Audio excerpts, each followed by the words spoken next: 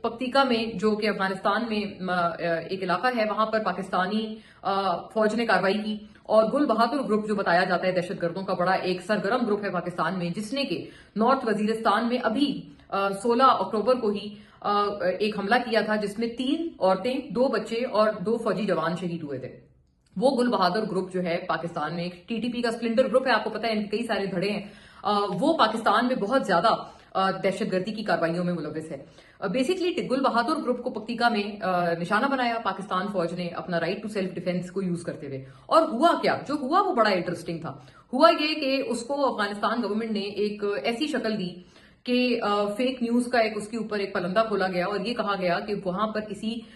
جو کوئی local team کے ان کے کرکٹرز ہیں ان کو جو ہے وہ مار دیا ہے پاکستان آرمی نے۔ مزے کی بات یہ ہے کہ پکتیکا میں جو ایون افغانستان کے صحافی ہیں وہ بھی ٹویٹ کر کے بتا رہے ہیں کہ پکتیکا میں تو کوئی کرکٹنگ کوئی گراؤنڈ ہی نہیں ہے، نہ وہاں پر کوئی اسٹیڈیم ہے، نہ وہاں کوئی میچ ہوتے ہیں، تو وہاں پر کون سی کوئی لوکل ٹیم جو ہے وہ وہاں سے آ گئی۔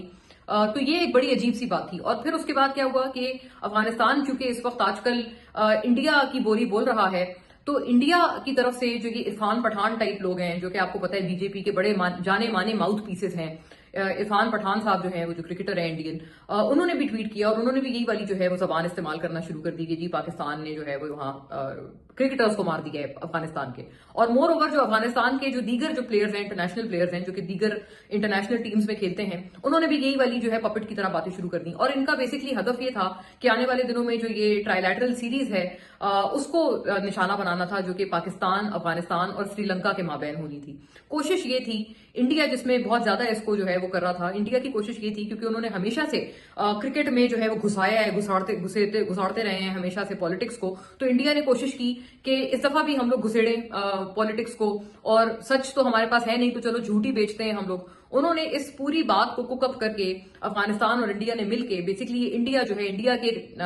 دھن پہ ناچ رہا تھا افغانستان، اور ان کی دھن پہ ناچتے ہوئے انہوں نے یہ کیا کہ